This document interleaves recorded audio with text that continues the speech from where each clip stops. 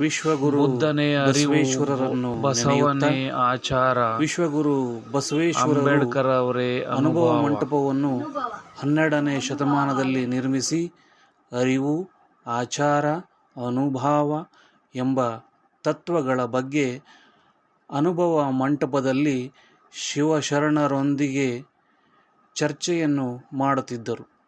ನಾನು ತಿಳಿದುಕೊಂಡ ಹಾಗೆ ಅರಿವೇ ಬುದ್ಧ, ಆಚಾರವೇ ಬಸವಣ್ಣ, ಅನುಭವವೇ ಅಂಬೇಡ್ಕರ್. ಗೌತಮ ಬುದ್ಧರು ಒಮ್ಮೆ ರೋಗಿ, ಮುದುಕ, ಸಾವು ಇವುಗಳನ್ನು ನೋಡಿ ಪ್ರಾಪಂಚಿಕ ಅರಿವನ್ನು ಇಡೀ ಜಗತ್ತಿಗೆ ಪರಿಚಯಿಸಿಕೊಟ್ಟರು.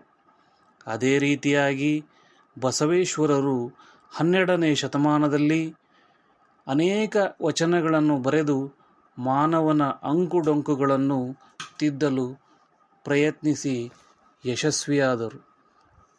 ಅವರು ಹೇಳಿದ ಒಂದು ಅದ್ಭುತವಾದ ವಚನವೇ ಸಾಕ್ಷಿ: ಆಚಾರವೇ ಸ್ವರ್ಗ, ಅನಾಚಾರವೇ ನರಕ.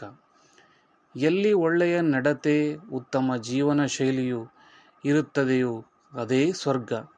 ಎಲ್ಲಿ ಅನಾಚಾರಗಳು, ಕೆಟ್ಟ ನಡತೆ, ಜೀವನ ಶೈಲಿಯು ಇರುತ್ತದೆಯೋ ಅದೇ ನರಕ ಎಂದರು.